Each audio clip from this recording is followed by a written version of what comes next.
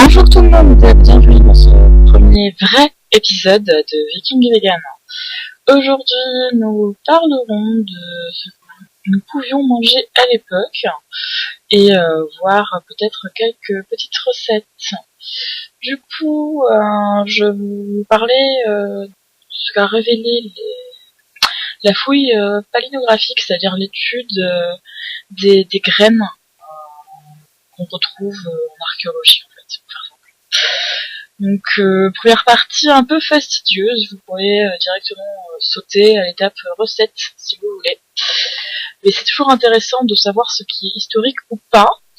Par exemple, si vous faites un camp médiéval ou si vous voulez monter une troupe ou un atelier de cuisine, c'est toujours intéressant d'être historiquement compatible. Enfin, pour ma part, je trouve ça assez important en fait de respecter les détails. Voilà. Du coup, je vais vous parler un peu des céréales et des fruits, etc.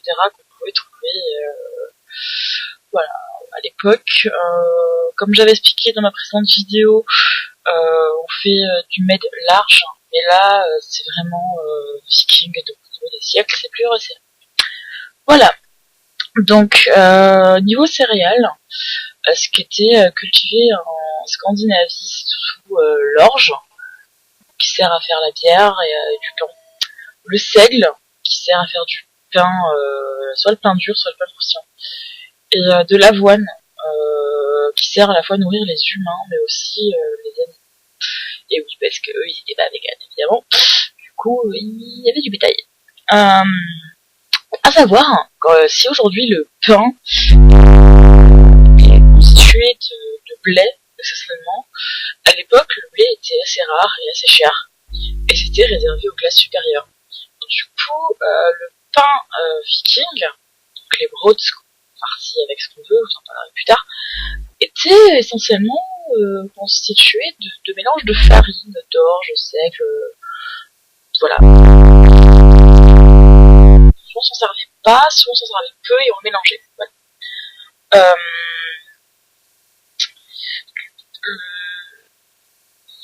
On mangeait aussi des galettes, c'est-à-dire que le pain on le faisait pas gonfler.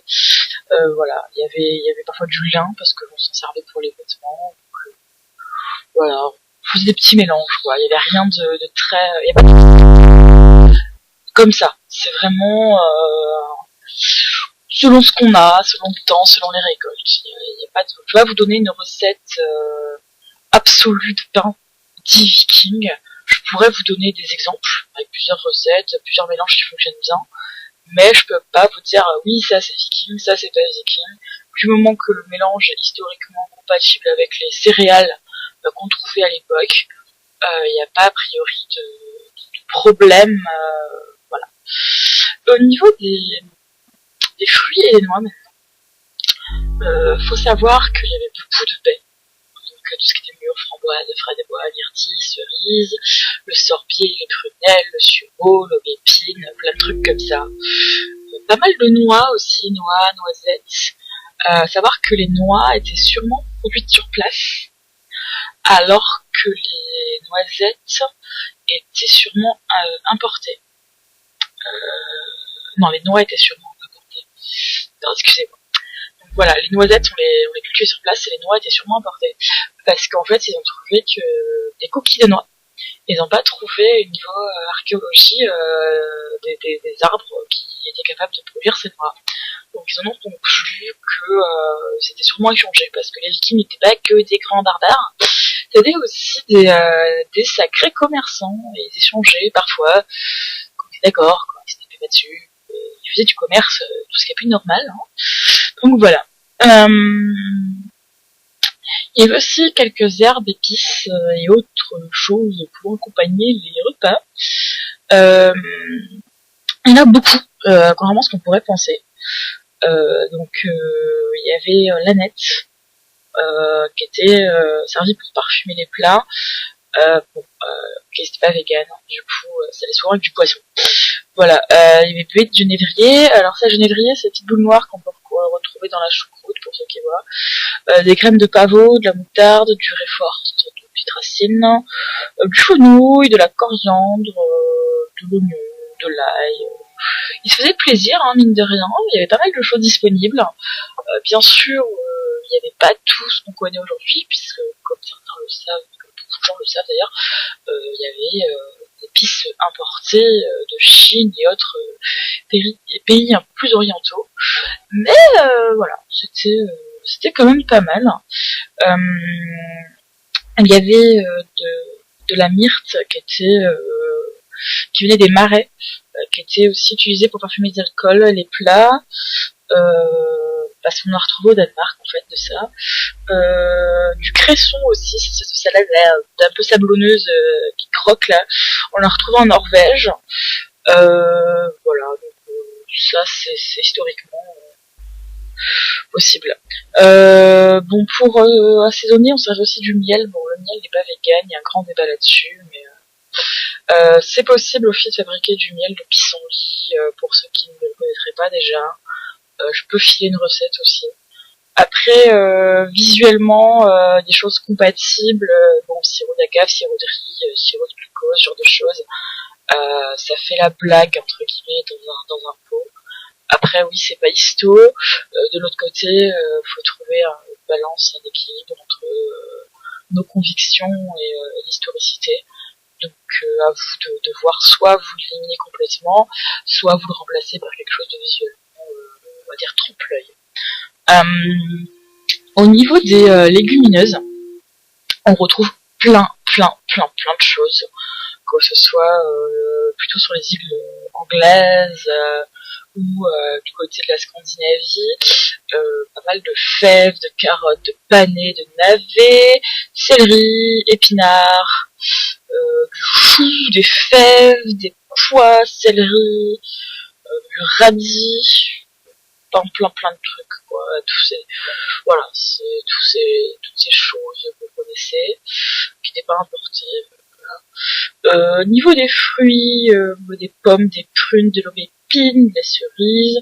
On a parlé tout à l'heure, voilà, de toutes les petites baies, mûres, myrtilles, etc. Voilà. Les noix, les noisettes, on en a parlé aussi. Voilà. Il y a des choses qui se servaient pour faire du seigle, d'avoine, qui déchire. Il y avait aussi de l'orge, de l'amidonnier, du chélopode blanc et du renoué. Alors ça, je vais essayer de vous mettre des photos en même temps, ou de vous donner des petits liens à la fin, au moins l'écriture, pour ceux qui voudraient rechercher ce que c'est, pour ceux qui connaissent pas. Voilà, on a fait un peu le tour de ce qui se trouvait. Du coup, je peux vous parler des différents modes de cuisson. Ça, vous pouvez le voir souvent sur des camps médiévaux. Il y a des espèces de crémaillères. Bon, c'est pas des espèces de crémaillères, ce sont des crémaillères d'ailleurs, avec un chaudron qui est suspendu. Voilà, il n'y a pas que ça qui existe. Voilà, parce que le chaudron, mine de rien, ça coûte une blinde. Qui peut pas tous se permettre d'en acheter un, hein, les petits gars là, ou de le fabriquer, parce que le fer en période de guerre était plus utilisé à faire des armes que des chaudrons. Voilà, et puis ça met du temps, tout ça. Donc l'archéologie révèle que le feu tenait une place centrale dans la maison, et la plupart des aliments étaient grillés. Voilà, directement sur le feu, gris, machin, tout ça. Soit bouillis, ou mis dans un chaudron, dans un pot, voilà. Donc soit ça peut être suspendu, comme je vous ai dit avec la crémaillère, comme on voit souvent, soit ça peut être directement posé sur le feu, sur le foyer. Donc ça dépend du mode de cuisson que vous voulez obtenir. En fait, les chaudrons n'étaient pas faits qu'en fer, parce que comme j'ai expliqué ça il y a 30 secondes, c'était fait en terre cuite, parce qu'elle est moins résistante dans le temps, et qui met un petit peu parfois des petits morceaux de terre dans la nourriture, mais enfin quand... c'était fait aussi en stéatite. C'est une roche, en fait, qui est assez résistante au feu. Et ça, ils en ont trouvé dans tout le sud-ouest de la Suède, et ils en ont trouvé pas mal vraiment en Norvège. Donc voilà, c'est différents modes de cuisson. Et il y a une chose que peut-être que les gens connaissent moins, c'est les pierres de cuisson. En fait, quand on n'a pas d'argent, et qu'on veut chauffer un liquide, surtout parce que pour un steak ou autre, ça va être très difficile, on prend des pierres, des petits cailloux là comme ça qu'on trouve, on les nettoie quand même pour que ça soit pas trop dégueu pour la nourriture, et on les met à chauffer. Et après, ces pierres chaudes, on les met dans le liquide. Comme ça, avec l'énergie cinétique qui reste, tout ça, là, ça fait chauffer le liquide. C'est assez intéressant. Donc voilà, c'est peut-être pas c'est pas un mode de cuisson très connu. Plutôt que mettre votre café, par exemple, ou votre thé, je ne sais quoi, enfin, le café c'est pas très triste, mais enfin, votre boisson sur le feu, euh, vous mettez des pierres chaudes dedans. Et là, c'est histo pour le coup, pour des décoctions ou autres. Voilà. Du coup, je vais peut-être vous parler aussi de leur nourriture. C'est-à-dire qu'il faut savoir que les Vikings avaient une alimentation, comment dire, pas comme aujourd'hui. Ils se levaient souvent assez tôt. En fait, quand je dis tôt, c'est genre 6, 7, 8 heures, ça dépend du soleil, quoi, se lever au soleil. Voilà. Et en fait, ils allaient travailler dans leur ferme, dans leur échoppe, dans leur foyer, voilà. Et ils genre le midi. Alors, quand je dis midi, c'est pas genre 12 heures pétantes, machin. Voilà, on n'est pas sans savoir que c'était quand même une population assez douée avec le repérage solaire, machin. Donc voilà, donc bon, ils mangeaient quand ils avaient faim, bien sûr, mais il y avait quand même une certaine tradition. C'est on se lève le matin, on mange pas, commence vraiment à avoir faim le midi, à être crevé parce qu'on a beaucoup bossé. On mange, ils font leur pain fourré, leur brot, je sais pas si on serait bien. Et voilà. Plus tard. Et après ils allaient bosser encore, et le soir pareil.